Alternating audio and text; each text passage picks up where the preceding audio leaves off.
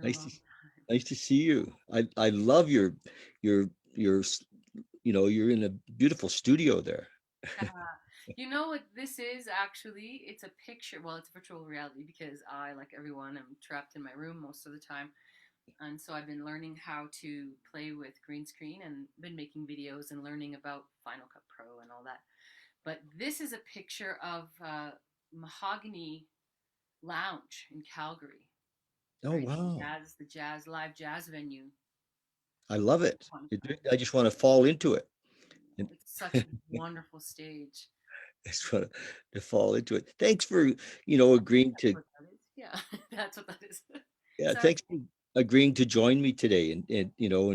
The whole idea is to share, with folks how we're doing and to, let everybody know that how we're doing and in hopes that people will relate and I think we're all in a way having our individual experiences and not so often being able to share you Mhm. know um what's going on individually and so in some cases not even being able to identify what's going on, um, so I'm really happy to have you here because I know that you have a lot of experience.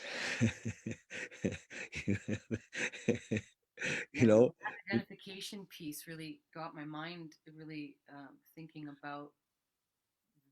There's so much to say about what's happening globally, and the one big thing that I'm noticing is that ability, not capacity, but the ability to notice that I'm oh my all I have is me, or all I have is my little four boxes for such big lengths of time. I mean, it's easy to distract and easy to find other boxes and things to do and whatever it is, but there's the ability to identify. This is the way you said that really tweaked it. mhm. Know that I'm having a dark night, or I'm needing to look in, not even needing, but I'm looking inside and something's uncomfortable. I'm not even aware that this is like a forced self inquiry for many, It many is a like a forced retreat. like forced. This is an enlightenment intensive. My life is an enlightenment intensive. Tell me who you are. Yeah, exactly. Tell me who you are. And you know what I've done this year? I've spent anywhere from an hour to 3 hours a day with Muji. Okay. And I've he's just on all the time.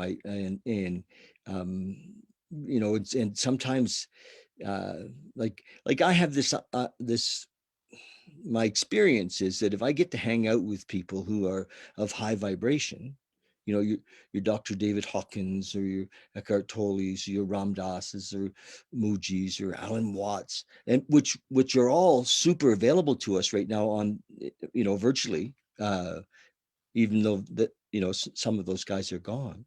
Um, they lift me up.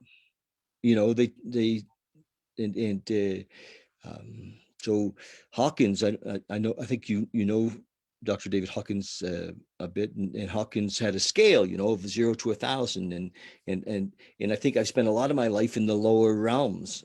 That's how we all at least touched it mostly. Yes. Those people, I mean, the videos, like you say, even those that are gone. We've always had the capacity to go online and watch certain things, but it's the live that's happening now. So that Deepak Chopra is putting on his Instagram to say, hey, what's going on? And teach, of course. Everyone's doing what they're doing, watching musicians rehearse live, just doing scales. We're in each other's homes even more. So Oprah Winfrey cooking her dinner, drinking wine, not necessarily purposeful, just striving to connect. Yes. Yeah. Yeah. And Russell Brand.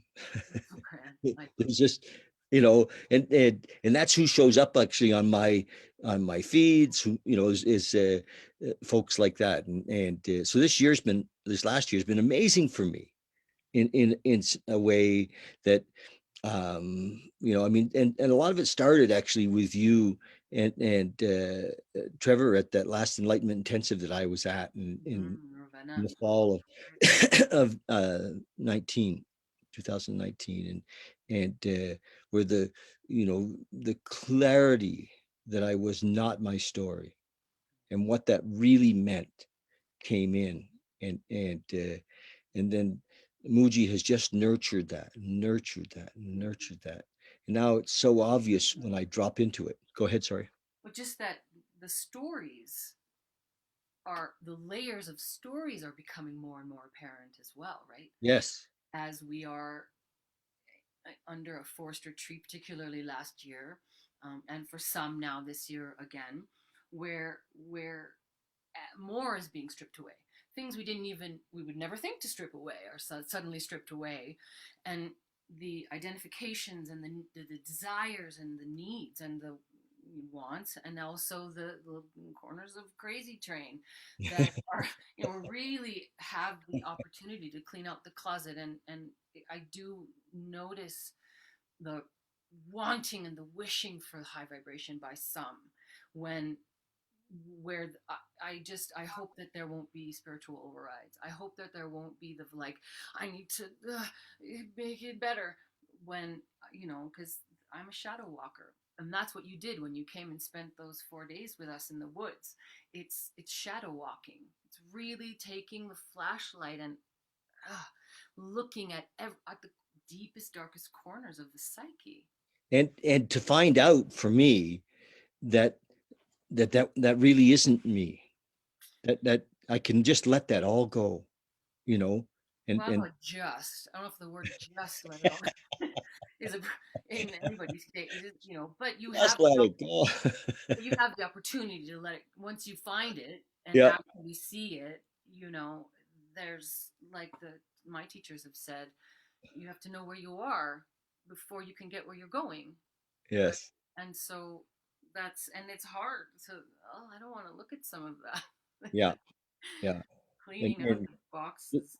so I think a lot of people are being exposed. That I was at a memorial service a couple of hours ago today, uh, at 1 o'clock, and a friend of mine who had been to our meditation group for a year and a half, and who I knew in the 12-step world had really got to a place in a week or 10 days ago where he said, "That's enough. I'm not. I'm out of here." And Mm-hmm. and it's it's that's I mean, I'm not in a position to judge. I can't judge. I can only say, wow, I imagine that there was a lot of pain involved, and in lots of confusion and lots of, uh, Isolation. In yes, some I ways, love how, obviously he had the opportunity to say call you of all people. He could call and say yeah, I'm feeling low, but it comes to a place where that doesn't even really occur. yeah, It doesn't matter.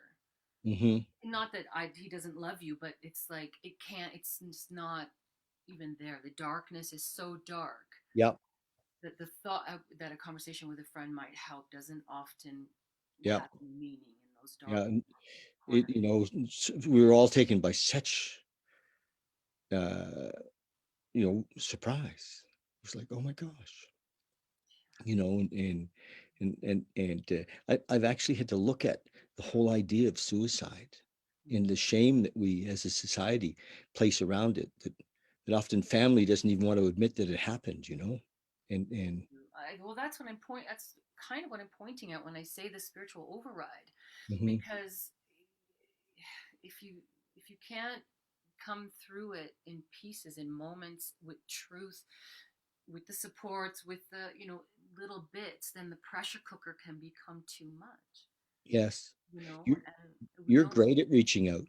And it's hard to reach out. It's hard to say anything without the response being, oh no no no no, right? Like on the Richard, again, with the context that we share of the Enlightenment Intensive, we ask people not even to pass the tissue. If someone is crying, it might be the first time they've had a cry about that in forever, ever, ever. And so don't give them a tissue, because it might have the message of, don't cry, here you go, don't cry, stop Yeah, that. And social media is, it's all good, well intended. It's all, and I'm sure I do it.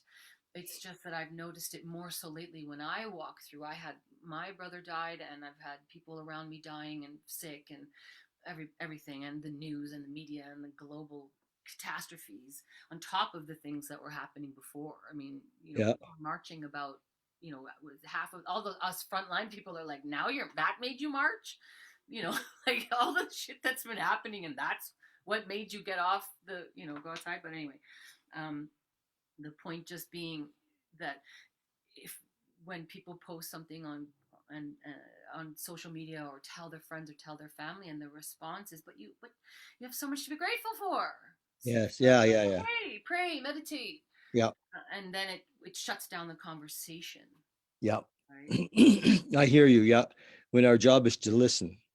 It's I think so. To Yeah. listen and reflect it, reflect truth, but from one's own perspective, perhaps. Yeah. Try and understand. Listen and try to understand. Hmm.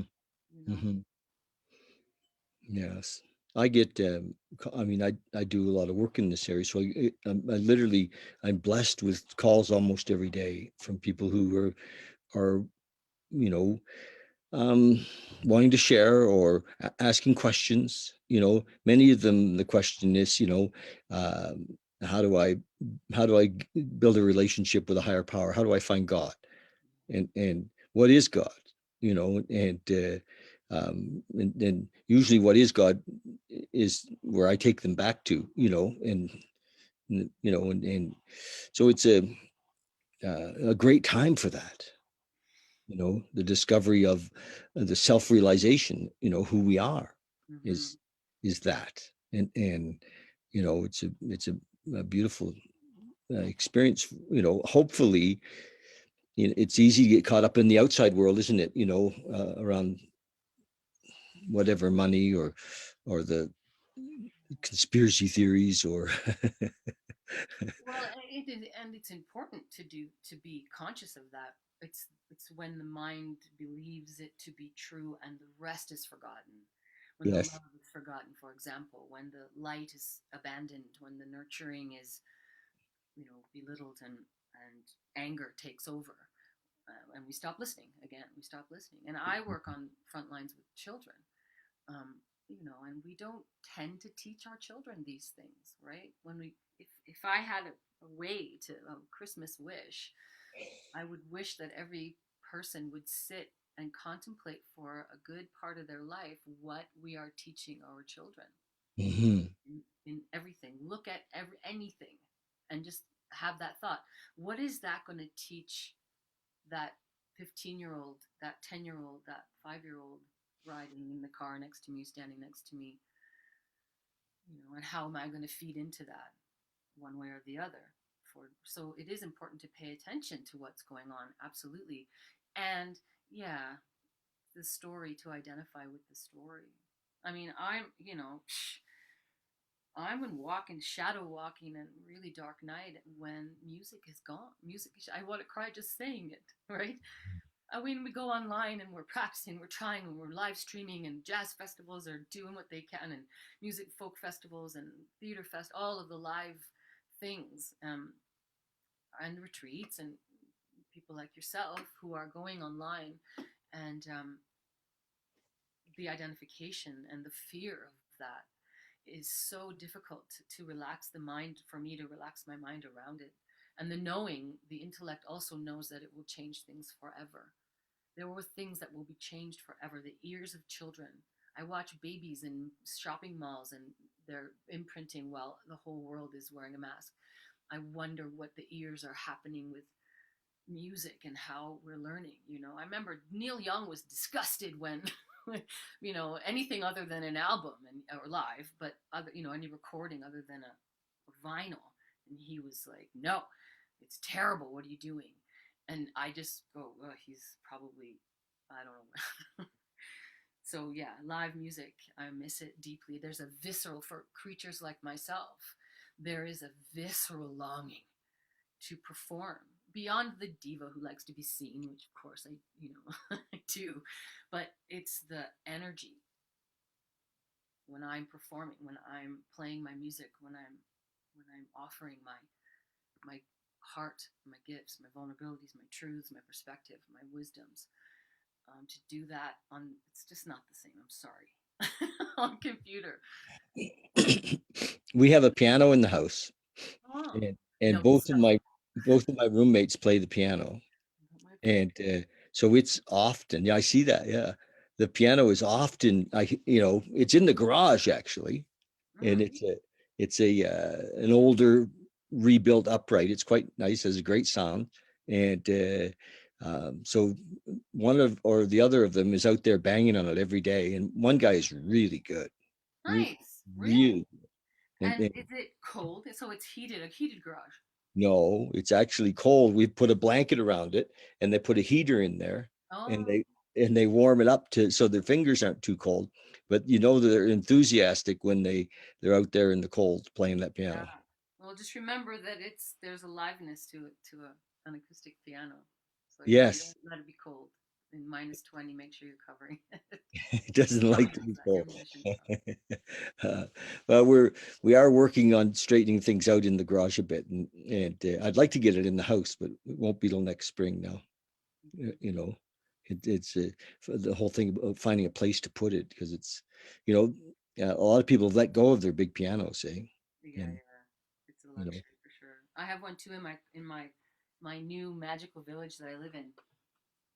I live in a place that's called Prairie Sky, and wow, yeah, it's a collective of I think there were 20 of them at the start. They were, I believe, they were all or somehow affiliated with this particular Unitarian church, and they're project managers and tech executives and builders and landscape artists, architects. Oh, he's an artist too, but who got together and bought a piece of land and built this beautiful little 18 multi-unit condos with there's like 50 people and their families, and there's not a lot of little kids here anymore, and a few renters like myself. So it's pure, truly a place of consensus, communication, negotiation, and sharing. Everything is share. These people recycle. Oh my goodness, and regift and reoffer, and nothing goes to waste. And I've gotten some really cool stuff. But also who's got to ride to the airport and who needs some broccoli and who's sick. Well, man, when people get sick around here, soup ends up at your door and errands get so run. is And there room for garden? it's all garden. There's a landscape team who's in charge of that, building management team. I'm on the social team, of course.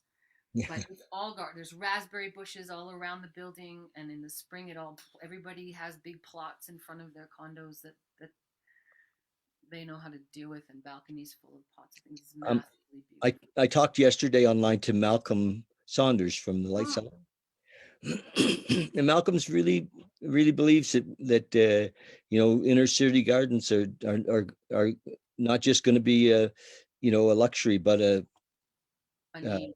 Yes, we've got vegetables and all of that happening. Yeah. that the whole. I mean, so many of us are because there's he's of the belief that really our food chain, how things are moved is going to change, and he's got some. It was a great interview, but some ideas about the future Yeah. of the next 10 years as a result of this, stop. This, This uh, stuff combined with climate change and yeah, the it's going to change a energy lot of things. and It's it's like we took the computer burning. and unplugged it. It's a reboot, Yeah. and so interesting. I think really exciting times coming in a way, and but I think there's potential for a lot of exciting, an exciting future. I'm a bit of an optimist, as you know. I know, and I'm a bit of a pessimist. I'm a bit of a okay. Let's watch out. Like, where's the caution? Where are the thorns before I walk Yes. forward? So, Yeah. where do you work? Can you tell us? Yeah. I work for a company called Enviros Wilderness School, and there's about 4 or 5 different sections and buildings. They own different buildings, and a big piece of land where they take out addiction retreats and people who help youth 18 to 24 with addictions. And then there's the little ones, and then there's the sort of there's ones that are very specifically mental health, very specifically violent older youth, and I work in the open custody, so I'm the wellness, one of the wellness staff, weekend wellness staff. I'm not a caseworker anymore, but for kids who have been incarcerated. Oh, And wow. before they go home for their home, they often have to have like a year of lockdown at home and house arrest. And so I'm in the open custody unit where they still have a sentence. They still have they're still in jail in a way, but Yes. they're not in a cage of any kind. We don't The doors aren't locked. They're not locked in. Um, but they're not really, they can't run away. Like they can't leave. So like a halfway house? Yeah, yeah, something like that. We do a lot of life skills. We find their supports, resources. We take them on wilderness discovery, healing, find, connect culture, whatever the various cultures might be.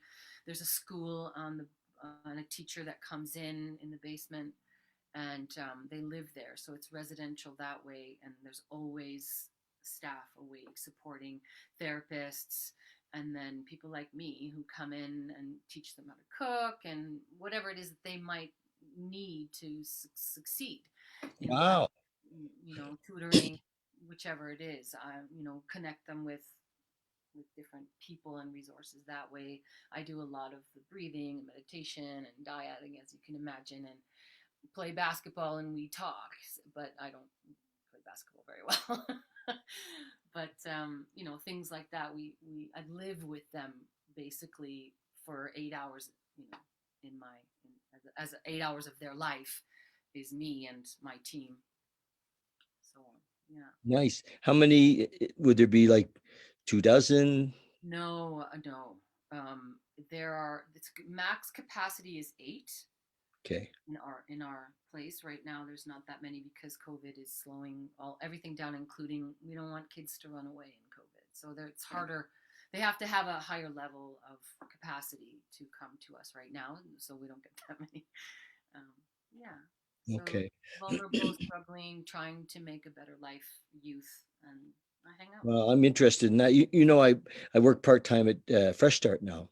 Oh, well done. Well, they're And looking for staffs. We need some. pardon me? We need some overnight awake staff, so you can. We need some. You can. I have done that 12 till 8 Yeah, shift, and it's a you know it's it just well really shift. takes it out of me. I don't mind the 4 to 12, but the Mm, 12 to 8 is a tough, you yeah, know. I'm early morning to afternoon. Luckily, I have such an amazing, magical team, and so it's really quite a beautiful place where I work. Mhm. But it's heartbreaking as well. It's super heartbreaking. Yeah. I was one of those kids, Yeah. I really was. I started leaving home when I was 13, and pretty much was gone by the time I was 15. Mm-hmm. And the street in Toronto, street in Vancouver, and so I was one of those guys. And of course, I didn't know that I was one of those guys. I thought I was having an adventure. Of course, the consequences don't come till much That's later in right. life. The understanding of delayed gratification and consequences, right? Yeah, I thought it was an adventure, and of course I was heavy in the drugs and didn't go to school, never did go to school, and so I have a big soft spot in my heart, and but also an awareness of that lifestyle, and Mm. I don't suspect it's changed that much. Yeah, I just dated dudes like you when I was a teenager. The bad boys. The bad boys. Yeah, I definitely feel like it's an uphill battle on many, many days, but it's fulfilling in its way. Yeah. Yes. This is the first time I've ever worn these in an interview, but these are my blue blockers. Uh, I have some too. Shall I put them on when we feel my blue blockers? I got them. Someone gave them to me as a gift. There she goes. Oh no, that's okay. I'd have to. I don't know where I put them. I don't use them very Okay. much. I feel. Um, I've read Dave Asprey's book. Dave is the wrote a book called Headstrong, and he really impressed upon us about the blue light. You know that we were surrounded in it. So usually about 10 o'clock at night, I put these on because it actually starts the melatonin moving. You know. Really, I didn't know what the melatonin. I just thought, oh, maybe it's here. I just thought that it was to protect the eyes. I thought it was to protect the eyes.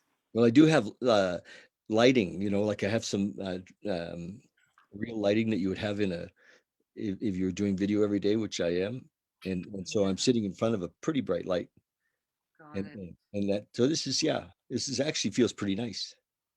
I'll have to miss on that moment of coolness. I don't know where they are. That would have been a cool moment for me. Anyway, yeah. So so you like what you're doing work wise? You know, there's a politically correct answer to that. uh, and it's heartbreaking, it's challenging, and I do my very best to ground and center and just hold space and be the listening partner and do what I can. And it is emotionally depleting. And there's, I did this full time for a long time in locked units, secured units, and it's a visceral experience to see what humanity does to children, what certain corners of humans, kinds of humans, what can be done to a child, and the resources that are not there, the shift work, the necessity of shift work in our field. It's difficult on the body. Funding cuts are massive. We get paid very little. Really, I mean, this work is for some people who are starting, like relief workers. I think Manitoba is $13 an hour. Calgary is a bit more, $15 an hour to $17 an hour. We max out full time, really skilled social worker. We max out at $26 to $28 an hour. It's really a lot of hard frontline labor, and people get killed and we get beaten up. I've been bitten and punched and stuff, and so not that any money could make that less heartbreaking. I'm just saying, again, with what I was saying before, a little bit of my own mantra in the world about what do you want children? What is this teaching our children? You know, Yes. I have big fights about pornography, big fights about pornography, and um, I can get invested in those debates and points of privilege and patriarchy and versus I have immature. a friend came to visit me yesterday actually to for some counseling, and his 12-year-old daughter Mm. is they discovered has been sharing uh, quite revealing pictures and things. Oh yeah, that's really normal. If one thing feeds like the expectation that the say, for example, I'm being a little stereotypical and normative, but masculine, little boys learn this is what sexuality is from pornography that's made by kind of toxic uh, places. And yes, I have an opinion. And then that reflects on, well, how am I going to attract as a feminine? How do I attract? What's the culture teaching me? What are my schools teaching me on how to attract these boys who are conditioned by the acts that they see that are more and more graphic every day and easy to find, like it's so easy. And then the continuation of girls feeding into other girls' ideas of what No, I suppose, eh? Yeah, I never considered that they they're following a model, yeah, and watch any what television show. this is what Yeah. boys want to see. So yeah, and And that's sales. I mean, no offense, but it's not that hard to sell men stuff that are so inundated by sexuality. It's like you know, it's not. It's just it's a mind manipulation at a massive level, and it's conditioned, and so it's boys will be boys, majority, maybe not. my inner circle, but of men, but that have maybe cut free from it, but it's not that they weren't exposed to it, or their little minds Yes. infected by it. Certainly my conditioning as a youth was to objectify women. Absolutely, It was and just, it becomes and more and more extreme as it's harder and harder to sell to you because you become equal, you desensitize, la la la. It's more and more extreme, yeah. and same thing with pornography. And part of my journey of awakening was to realize that I had been, I took that hook, I swallowed that hook, We you really know, had no choice. yeah. It's far too easy. It's And sharp, sharp, sharp knife on a little tiny. yeah, spent most of my life trying to get approval, but I didn't have the ability to really even be there, because I was stuck in a concept, an idea of um, who we are. You Exactly. know, Well, yeah, and me too. I'm talking a good talk because I understand. yeah. Philosophically, I really understand. And still, I have a lot of makeup on for this right now. I did my hair, like, you're so I'm not going on. Although I did go gray with the rest of them last year. I let my hair go gray. I was like, look what the women are doing. And now putting up pictures of each other, like put up a picture of you, just you, black and white, raw, nothing. I was like, okay, I can get behind that. So I did that for a while. But yes. I'm back. uh, It's hard. It's no, hard. it's a um, my imagining is that we can spend a lot of time becoming aware of the pitfalls, aware of the judgments, aware of the misconceptions, the concepts, the beliefs, and that's all good work, and yet um, you know I think that as we focus, like Hawkins says, on the love, and we continue to focus, not to say that the other doesn't exist, but as we kind of move towards what we focus on, and you know, um, the exercise that we did, tell me who you are, is going deep into letting go of that story, and and then and we actually pop out as our natural selves, which is who am I without the story? I am that love. I am that unconditional love without the Absolutely. story. I am that, you know, and I think, go ahead. well, the phrase of letting go, like just let Yes. it go, gives the impression that I'm doing something, I'm getting rid of something, that Yes. an action I must do. I have to open, I have to let go. And yes, it's in the action of opening that it actually falls away. So Yes.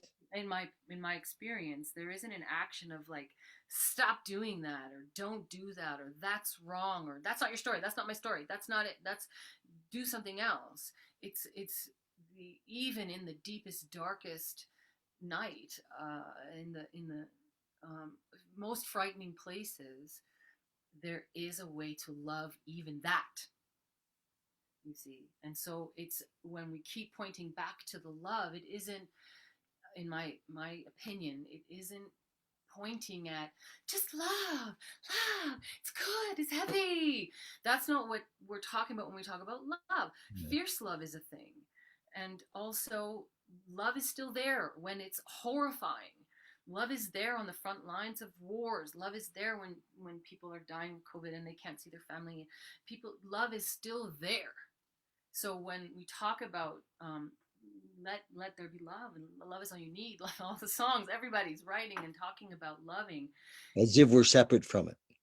as if we're separate from it, and also as if it's going needs, at least there needs to be a specific context for love to appear. Yes. Even when I'm in the depths and the darkness and the grieving, I can still know in some ways that love is there. I can still focus, as you say. I can still allow myself to love myself even then, to love even that. And it isn't, yay, love. It's like, it's still, to be in the heartbreak, and it's the vulnerability and the, Without judgment.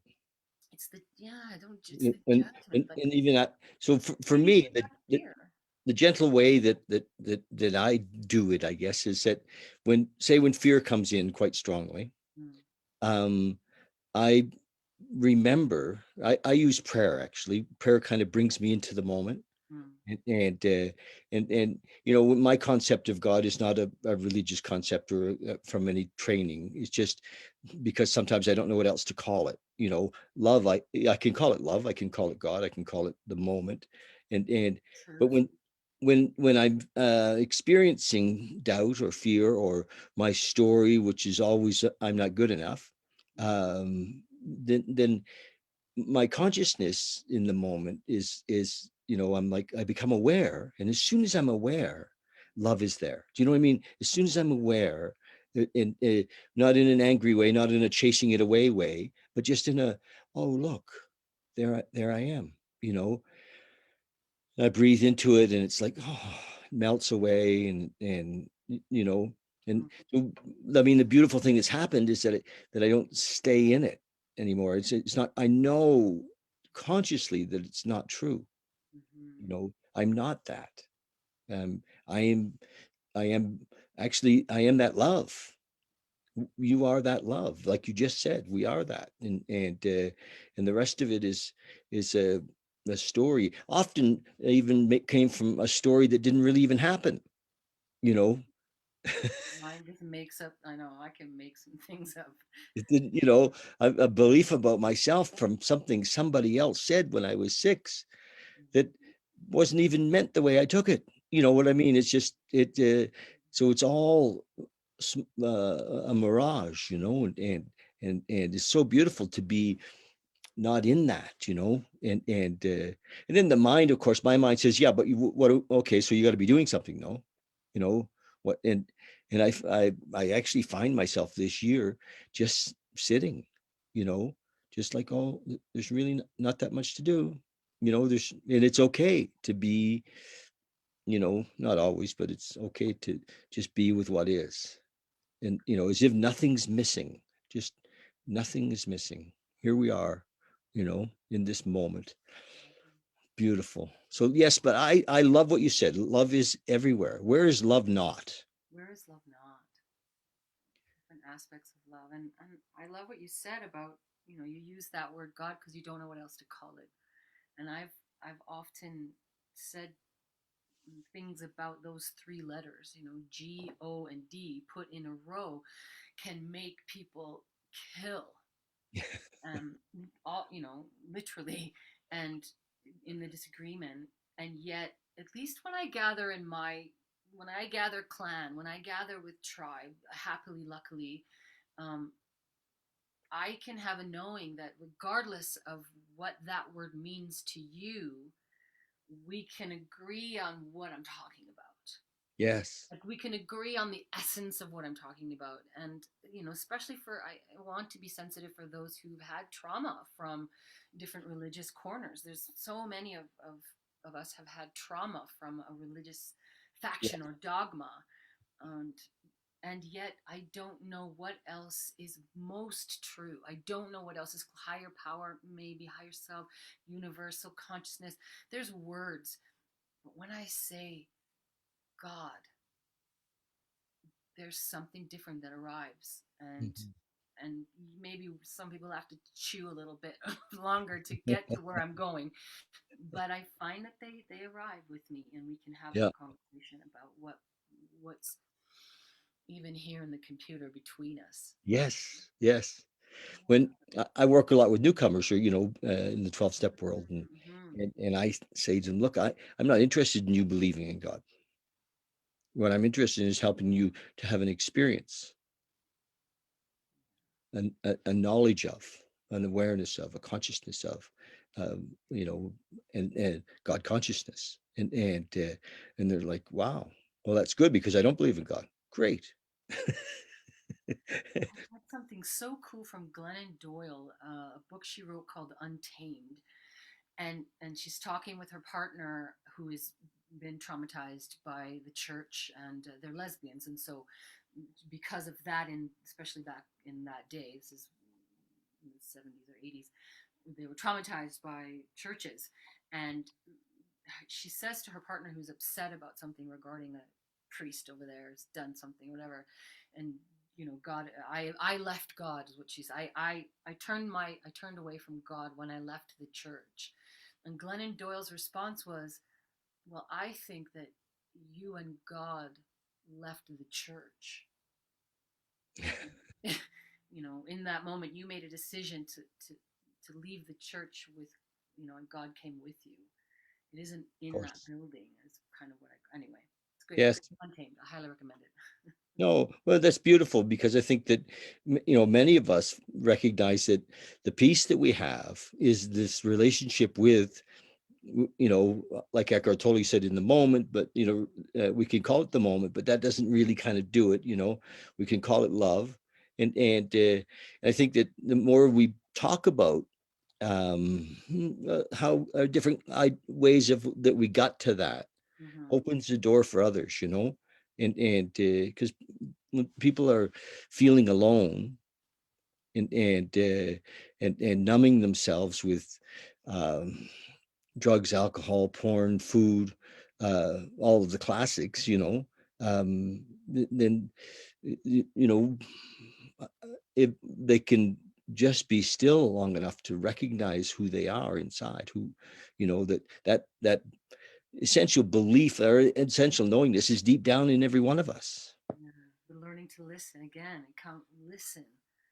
The stillness isn't about a physical. I'm just learning this still. So I'm the being still, the meditative places that we talk about, Yes. um, isn't a, isn't about the physicality per se, right? This No. thing about presence.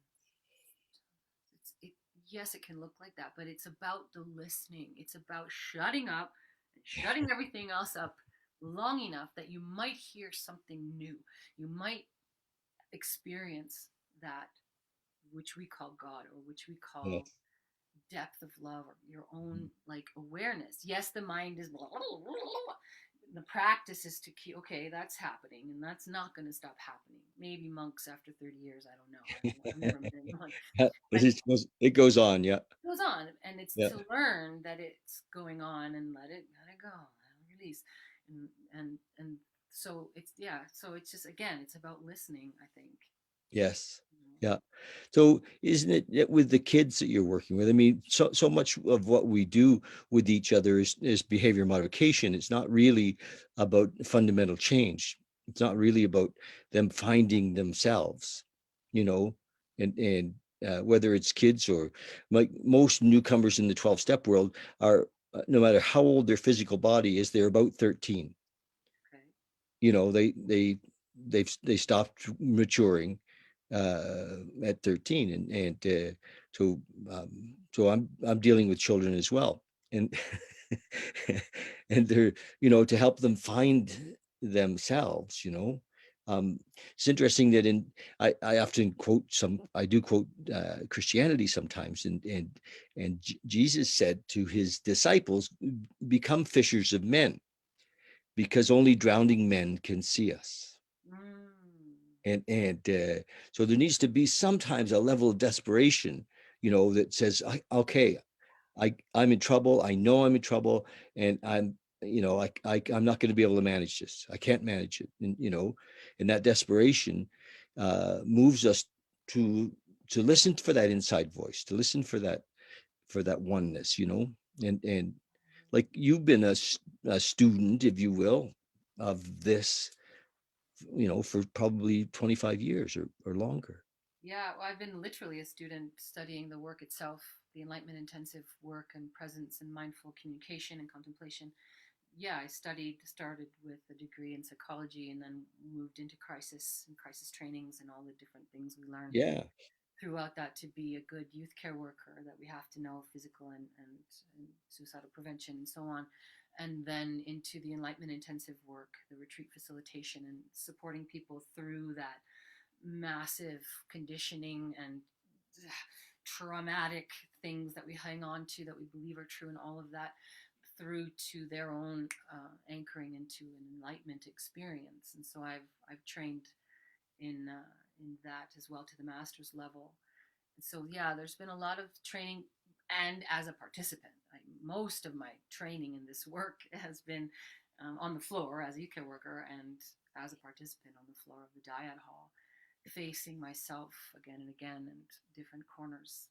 Hmm. This layering and the childhood and the father and the mother and the traumas and the beatings and the rapes and the pieces of life, the identifications, and yeah, I found my true voice on an enlightenment intensive.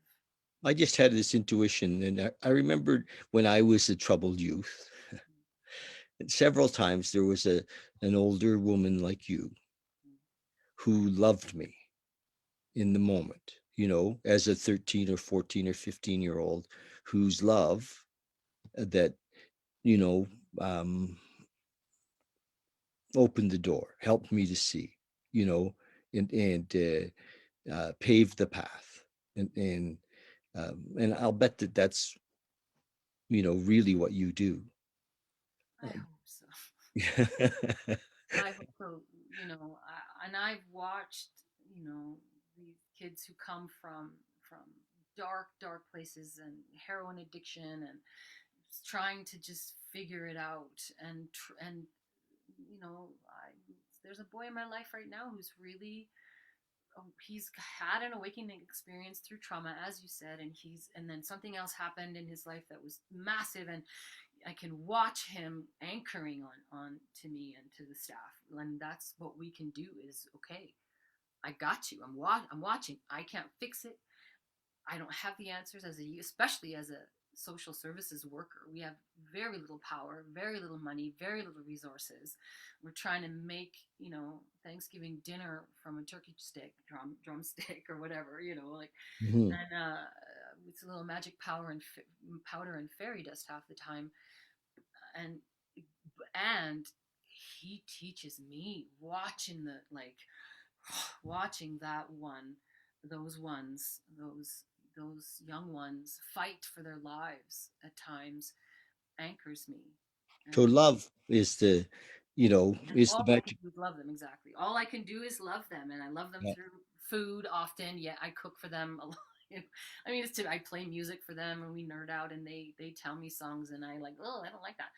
I'm the old, the auntie, and all I can do is and listen. Again, this is the theme of this talk. It seems is just listen to them. They can figure it out a lot of times, Yes. but I couldn't have gone to you when you were 16 and say like you have to do that. All I can do is shine my light in their dark moment and as best I can when I and can. and and that's the powerful light that you have, though. I mean, that is to be there unconditionally, to not judge them, to be that love. It doesn't mean that there aren't boundaries and rules, but Well, especially yeah, there's a lot of professional boundaries, but I said recently to my supervisor about professional boundaries. I'm in their life. I am in their life, but mhm, my life isn't in their life really. no. My life it's so the essence of me is there. And but yeah, right through, yeah, I went back because of the pandemic, right? I had done this in my younger years in my education when I was 20s and 30s, and then went on to do other corners of workshops and retreats and places you and I have met. um, and so in the pandemic I went back to frontline because it was so needed, as well as I wanted to be of service, and um you, it's so challenging. I was telling you, I think, I don't know if I mentioned or not, but last night at Fresh Start we had our like a graduation. One of the groups was finishing, and they've been through their 14-week program, and 11 of these men from 22 to 65 years of age had gone through the program. My friend JR had been the facilitator and really loved them through this, and from where they came in October, to where they ended up last night is phenomenal, just phenomenal. And some of them coming out of Drumheller into, thinking they're coming to a halfway house, but they're coming really, to a recovery center, and but the executive director, Stacy Pearson, spoke last night, and he was the last speaker, and he said the magic ingredients in this place is love. Mm. And which is coming from the top of that, for him to be able to speak about that, to say that there's 45 men, and the love of those men for the other men heals them, and the love of the facilitators and the counselors heals them. It's not just knowledge, because knowledge without love is empty. you know Yeah. and so I think you're doing that. I'm not making that up. Thank you. Yeah. Um, I'm sure you know that, that it's the only thing that makes a difference. Um, I had a PO when I was 18, mhm. and who Dorothy was her name, and I mean that's a few years ago, and I used to sit with Dorothy once a week for 3 hours sometimes, and we would just talk, and she just loved me and listened and opened the door, and and we stayed friends till I probably lost track of her somewhere in my 30s or our early 40s, and so I don't know where she is now, but she was at my wedding, and I mean, this lady really did love me into what eventually became recovery, right? Yeah, Mhm. love opens the door. It's a Yeah. So it's amazing you were in such a I think such a beautiful spot of opportunity, and if you ever need a man to come like me to hold a meditation, to talk to the kids, to tell my story. I was in the business, what business I mean, and all of that. And, I went through all that in street time, and now I'm on the other end of it, in recovery, and gave me a life, beautiful life, I'm always open to that. Thank If, you. if that's possible, I don't know. Right. Not right now because well, we do Zoom connects and things, so we can talk Yes. more about what specifically might be applicable. I would do it any way you'd like. Can you, before we finish, Hmm. um, so much of how I know you is through your music. Yeah. I wonder, would you um, sing? For uh, just imagine that it's just for me, but please, there's going to be a lot of people who would love to hear you sing. Sure, I will. I would love to. uh, yeah, everyone. Mira has the voice of an angel, and I, or the angels, voice of the angels. And so that would be great. I'll just be quiet, and you can go for as long as you like. uh, yeah, this is not a new song, but it feels very applicable to what we've been talking about today. This one is a song that I wrote when I first learned, or first accepted maybe, the notion that there are times when there's nothing I can do to help. There's nothing I can do to support another in their journey when they're having difficulty, except be there, to just be there. And that's what we've been talking a lot about. So, anyway, this one's called Stay. Stay. Nice.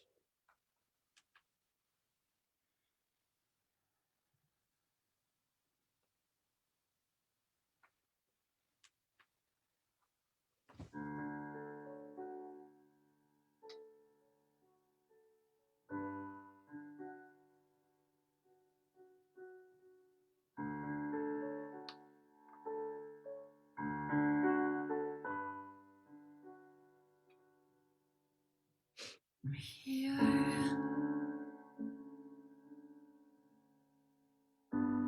to walk with you in your confusion. I'm here when you put down the fight. I'm here to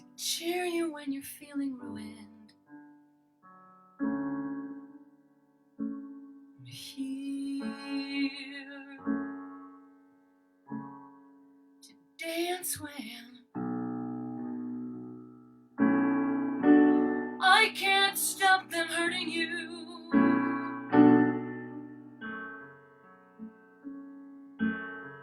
I can't stop your pain.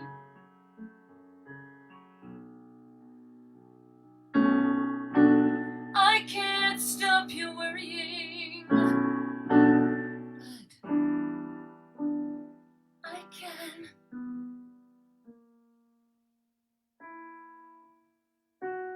stay.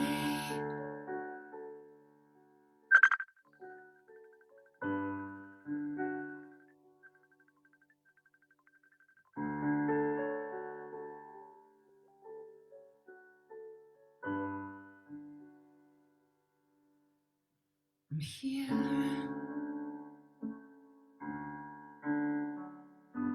to hold you through your darkest moment.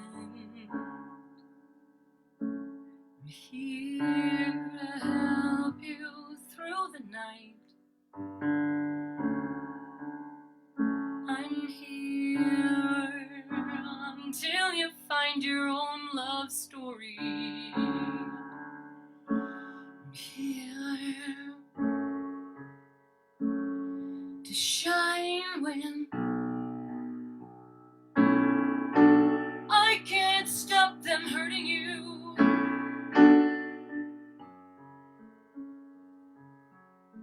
I can't stop your pain.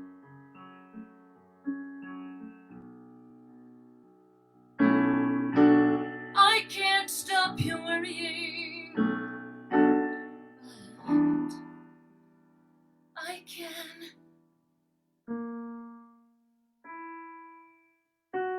stay.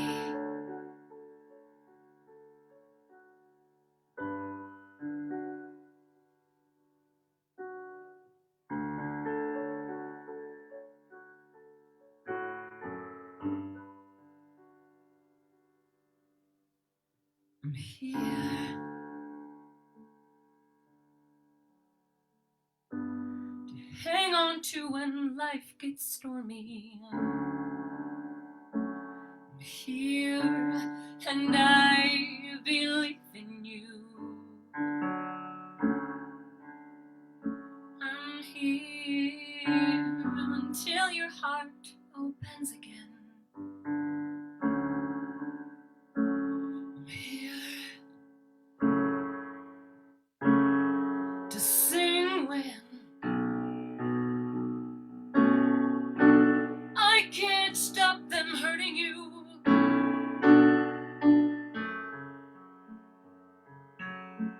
I can't stop your pain.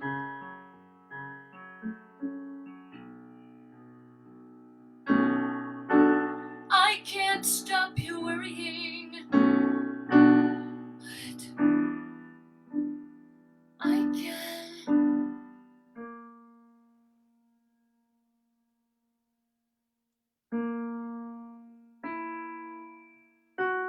stay.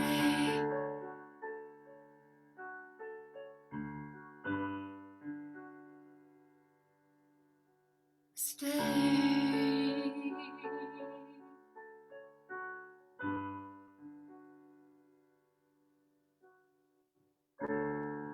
I can stay. I can stay.